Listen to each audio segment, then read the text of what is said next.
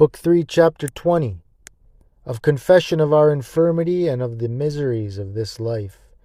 I will acknowledge my sin unto thee. I will confess to thee, Lord, my infirmity. It is often a small thing which casteth me down and maketh me sad. I resolve that I will act bravely.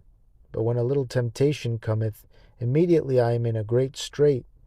Wonderfully small sometimes is the matter whence a grievous temptation cometh, and whilst I imagine myself safe for a little space, when I am not considering, I find myself often almost overcome by a little puff of wind.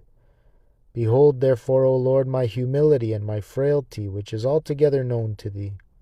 Be merciful unto me, and draw me out of the mire that I sink not, lest I ever remain cast down. This is what frequently throweth me backward, and confoundeth me before thee, that I am so liable to fall, so weak to resist my passions.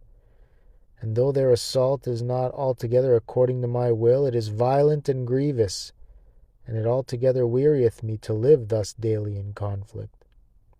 Herein is my infirmity made known to thee, that hateful fancies always rush in far more easily than they depart. Oh, that thou, most mighty God of Israel, lover of all faithful souls, wouldst look upon the labor and sorrow of thy servant, and give him help in all things whereunto he striveth. Strengthen me with heavenly fortitude, lest the old man, this miserable flesh, not being yet fully subdued to the Spirit, prevail to rule over me, against which I ought to strive so long as I remain in this most miserable life. Oh, what a life is this, where tribulations and miseries cease not, where all things are full of snares and of enemies. For when one tribulation or temptation goeth, another cometh, yea, while the former conflict is yet raging, others come more in number and unexpected.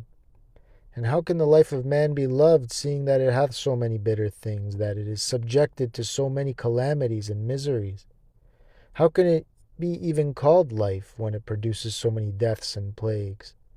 The world is often reproached because it is deceitful and vain, yet notwithstanding it is not easily given up, because the lusts of the flesh have too much rule over it. Some draws to love, some to hate.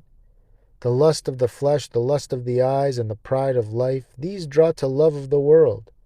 But the punishments and miseries which righteously follow these things bring forth hatred of the world and weariness. But alas! An evil desire conquereth a mind given to the world, and thinketh it happiness to be under the nettles, because it savoureth not, nor perceiveth the sweetness of God, nor the inward gracefulness of virtue. But they who perfectly despise the world and strive to live unto God in holy discipline, these are not ignorant of the divine sweetness promised to all who truly deny themselves and see clearly how grievously the world erreth, and in how many ways it is deceived.